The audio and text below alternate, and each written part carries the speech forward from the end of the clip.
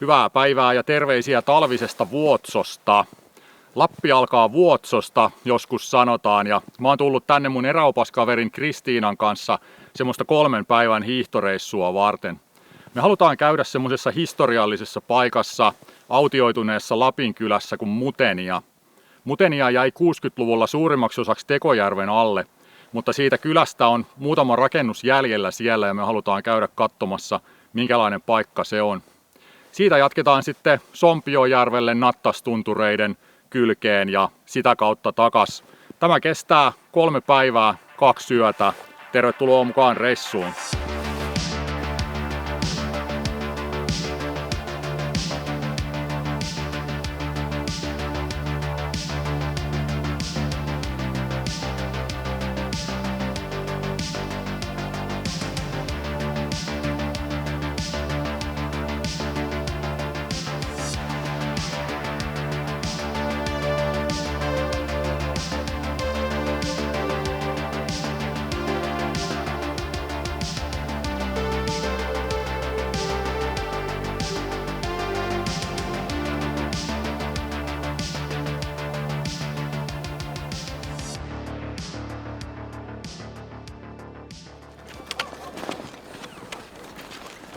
Me ollaan ihan tässä Vuotson kylän ytimessä tällä hetkellä ja mennään tuohon Vuotson kanavalle ja siitä lähtee sitten kelkkareitti itse asiassa, mitä me voidaan seurailla aika pitkälle tonne maastoon.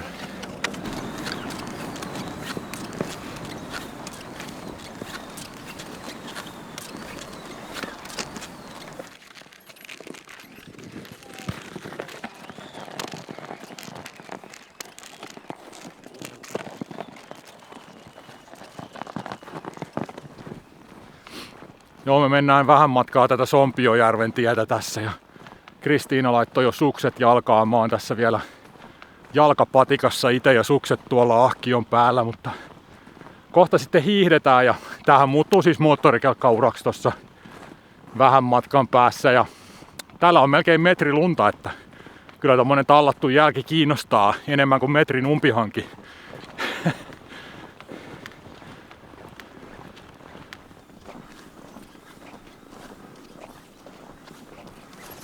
Kokonaismatka sinne Muteniaan on 15 kilometriä ja täällä riittää päivänvaloa tonne 6 saakka illalla suunnilleen.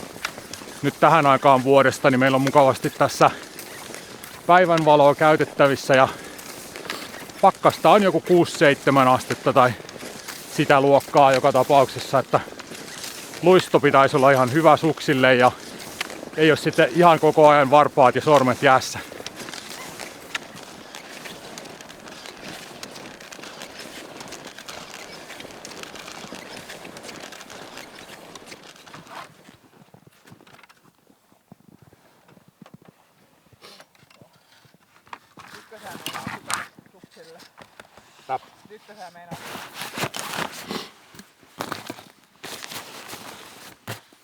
Vähän huolimattomasti aloitettiin reissu tässä, kun katsottiin vaan, että pätkä tietä. Mutta onhan se nyt 8 kilsaa, että se on niinku puolet meidän kokonaismatkasta tätä tietä pitkin menemistä tässä. Mutta mikäs hätä täällä nyt on ollessa, että kaunis talvimaisema ja hyvä keli. Niin ihan mukavastihan tää tässä menee.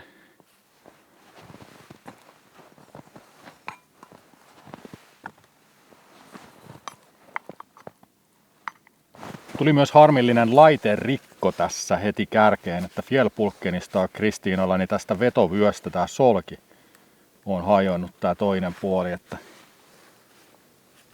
outoa. Joo, luulisi tosiaan, että tämmöisessä retkikunta-ahkiossakin, kun tämä on tätä Expedition-mallia, niin olisi semmoiset kestävät lukot, että niiden päältä voi astua ja kaiken näköistä tapahtuu niille, että ne ei noin helposti murru, koska eilen kun mä lähdin Norjasta tulee tänne, niin se oli ihan varmasti kunnossa, että se on ihan kuljetuksen aikana mennyt rikki todennäköisesti. Joo, aika harmittava tommonen, mutta ei sit tossa nyt mitään tahtia haittaa, että me tehdään sitten jotain narupatenttia tai muuta siihen, jos tarve vaatii ja näin. Me jatketaan nyt matkaa ja mäkin laitan sukset jalkaan tässä kohtaa.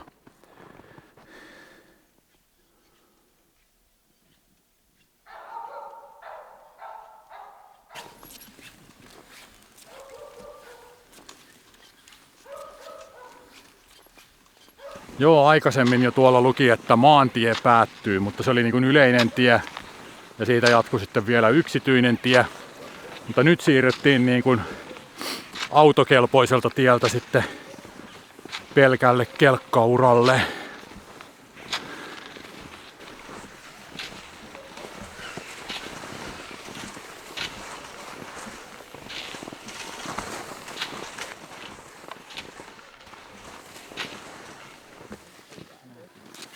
Oli hyvä päästä pois autoväylältä ja edetä erämaisempaan ympäristöön.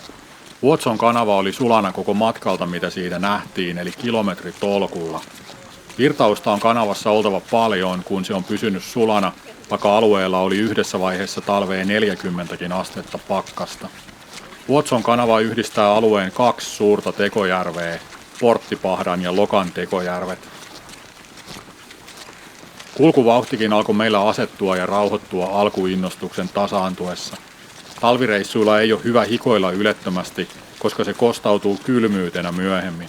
Ja 15 kilometrin päiväkin on jo semmonen, että voimien jakamista päivän ajalle kannattaa huomioida mieluummin ajoissa kuin liian myöhään. Sillä on yöpymisenkin kannalta suuri merkitys, että tuleeko päivän päätteiksi perille hiestä kastuneissa vaatteissa ja väsyneenä vai kuivissa vaatteissa ja vähemmällä rasituksella. Alkaa olla enemmän semmoista erämaan tuntua jo, kun päästiin tuosta tieltä pois ja tänne maastoon varsinaisesti. Pyhä Nattanen tuli näkyviin osittain tuolla pohjoisen puolella. Laki näyttää olevan pilven sisässä, mutta rinnettä näkyy hyvin.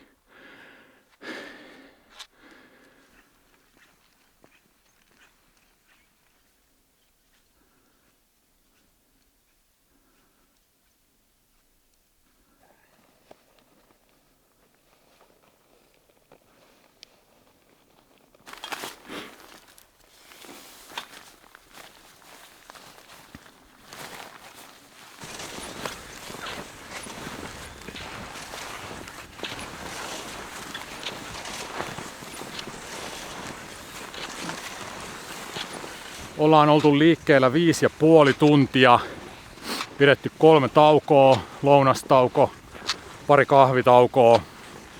Ihan kohta pitäisi avautua näköyhteys sinne Muteniaan. Siis jos se näkyy vähän kauempaa ylipäätään.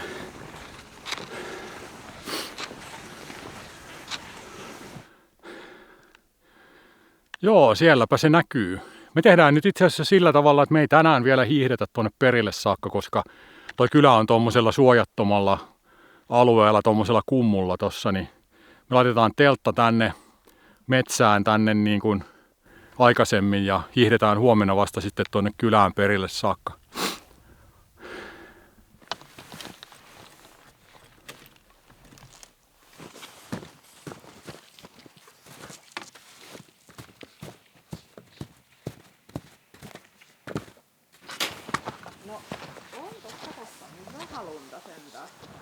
Paljon. No katsotaan, että toi lapio upposi tonne. Kuitenkin. Onko se siellä? Ei oo. Joo. Nyt täytyy vähän, ei se ollutkaan siellä.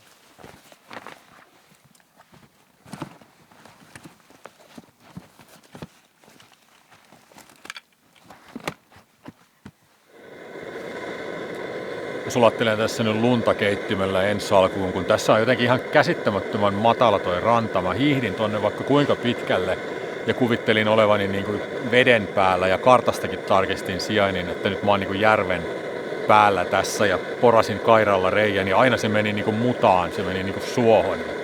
Mä porasin vissiin 4 reikää ja mä niin kuin olin jo ihan varma, että nyt mä oon ainakin tarpeeksi niin kuin etäällä niin kuin täältä rannasta, mutta ei, mä jotenkin kyllästyin ja olisi tullut niin pitkä matka sitten jo veden hakemiseen, että mä ainakin nyt tämän illan varmaan sulattelen tässä lumesta vedet ja katsoo huomenna sitten paremmalla onnella vaikka tuolta toiselta puolen tätä niemenkärkeä.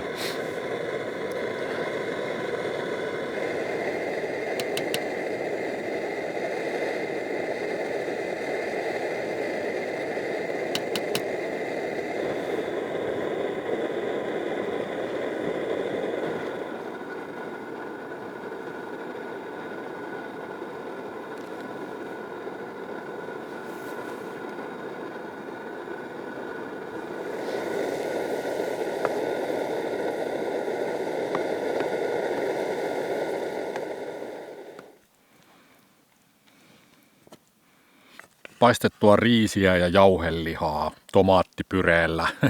Ei välttämättä se perinteisin talvivaellusruoka, mutta ravitseva ja hyvä.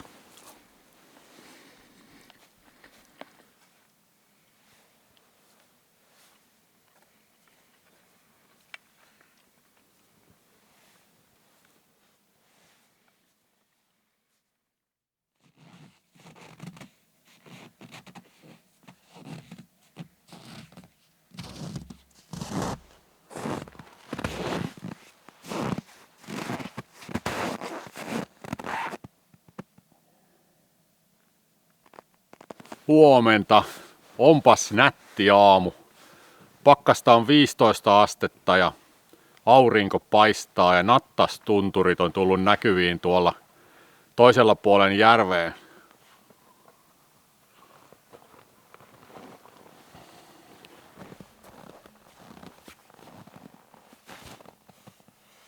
No siinä nyt.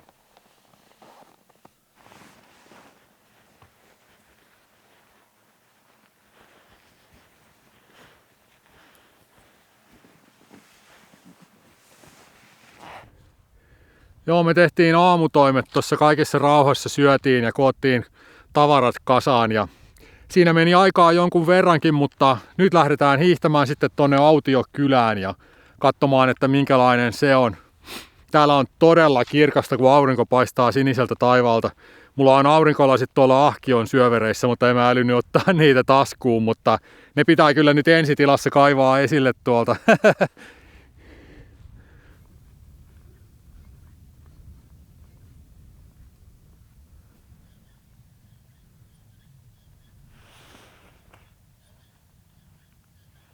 No nyt tultiin Mutenian mäelle.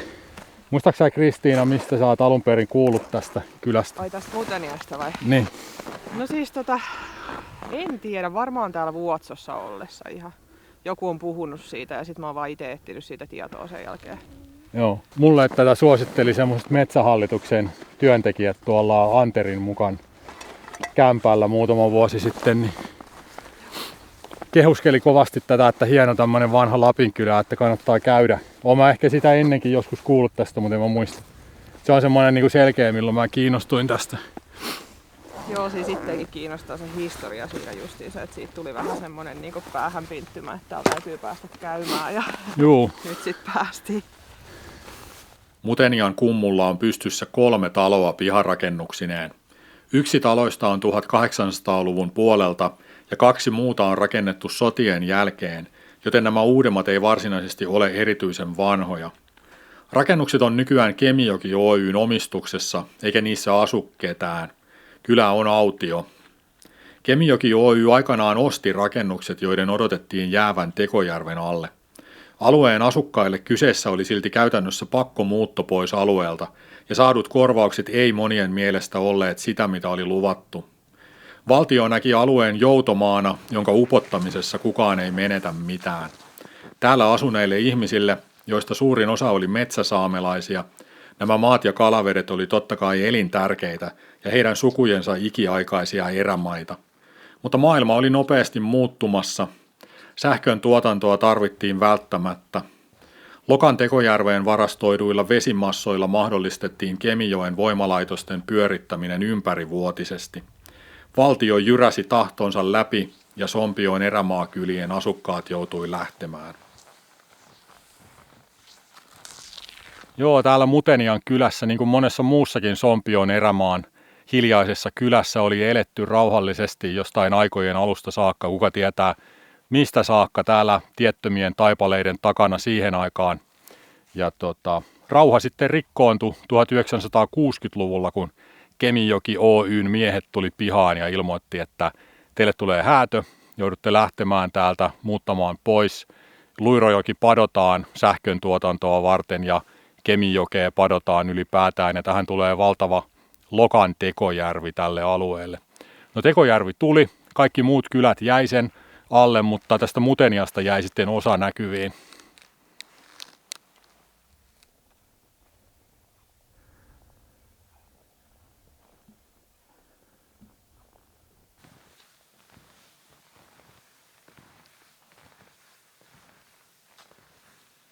semmoista historiaa tämä erämaa-elämän yhdenlaista historiaa tämäkin. Harmi tietysti näiden ihmisten kannalta.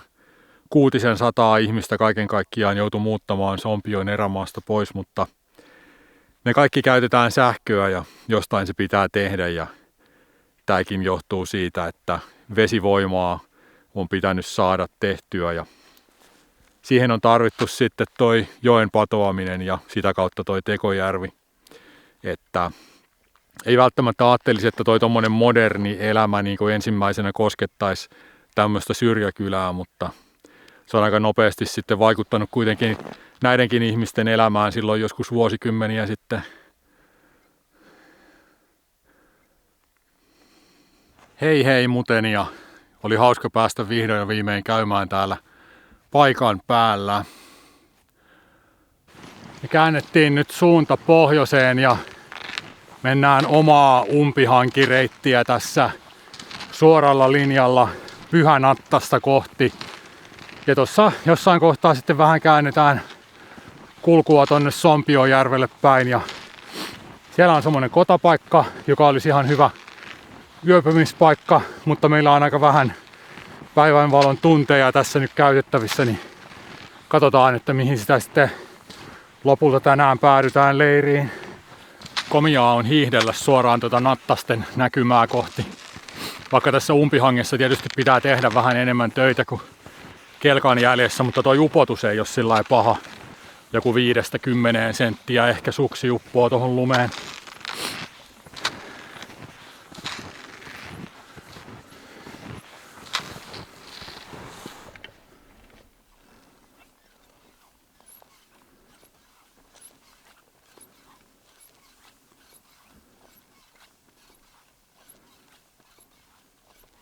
Maisema alkaa mennä vahvasti sumuun, kun auringonlasku lähestyy.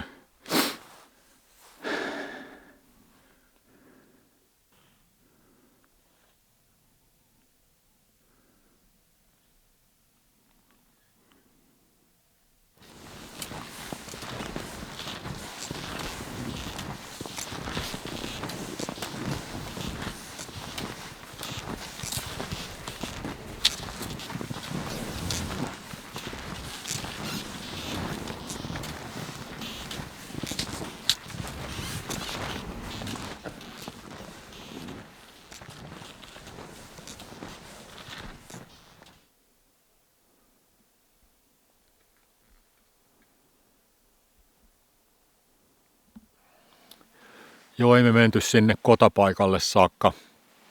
Umpihangessa hiihdettiin koko matka tähän, mihin saakka tultiin. Ja tehtiin pieni suunnistusvirhekin siinä ja kierrettiin ylimääräinenkin lenkki. Ja sitten me käytettiin aika paljon niin kuin valosaa aikaa aamupäivällä ja päivällä muuhun kuin kulkemiseen, niin rupesi tulemaan hämäräkin tuossa sitten jo. Ja todettiin, että tehdään toinenkin tämmöinen metsäleiri sitten vaan. Ja yövytään tämmöisessä niin kuin, me ollaan aika lähellä suon reunaa tässä ja Sompiojärven täällä niin kuin eteläpäässä ollaan. Pakkasta on nyt 13 astetta tällä hetkellä. Tuleekohan kirkas tähti taivas?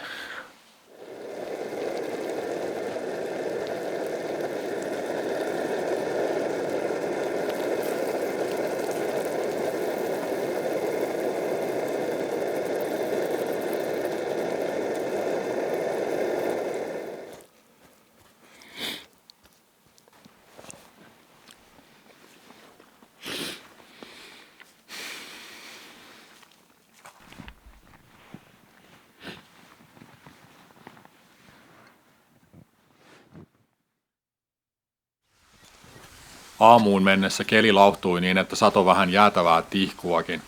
Rupesi jo vähän huolestuttamaan, että tuleeko tästä hiihtovaeltajan painajaiskeli, missä lumi tarttuu ja paakkuuntuu suksiin koko ajan. Lämpötila asettui kuitenkin hiukan alle nollan ja hiihtokeli pysyi hyvänä. Yhtään lumipaakkua ei tarttunut suksiin. Kaikki kelkanjäljet, mihin törmättiin, oli tosi vanhoja ja saatiin sitten puskea umpihangessa vaihdellen vuoroa, että kumpi avaa latua. Pitkään myös käytiin semmoista reitinvalintapohdiskelua siinä, että mitä kautta tarkalleen mennään takas Vuotsoon. Vaihtoehtoina oli Nalka-Aavan suota pitkin hiihtäminen tai vanhan metsätien kautta Sompiojärven tielle pyrkiminen. Suolla on paremmat maisemat, mutta siellä tulisi vastaan Nalijoki, jonka ylittäminen saattaisi olla hankalaa, joten päädyttiin sitten menemään Suojelusvaaran metsätietä pitkin Sompiojärven tielle ja sitä kautta takaisin Vuotsoon. Mutenian hiihtoreissu tulikin siinä sitten päätökseensä. Muteniaanhan pääsee kesäaikaan autolla metsäteitä pitkin, mutta me haluttiin tehdä tämä nyt talvireissuna ja mennä sinne omin voimin maaston läpi. Ehkäpä sinne tulee vielä mentyä Sulanmaan aikaankin, jolloin pääsis näkemään sen kylän ympäristön ihan erilaisena kuin nyt talvella. Nyt on joka tapauksessa tyytyväinen mieli siitä, että pääsi näkemään Mutenian kylän omin silmin. Ai niin, yksi juttu vielä. Sitä ei saa sitten kertoa kenellekään, että mä kairasin 4 kertaa suohon.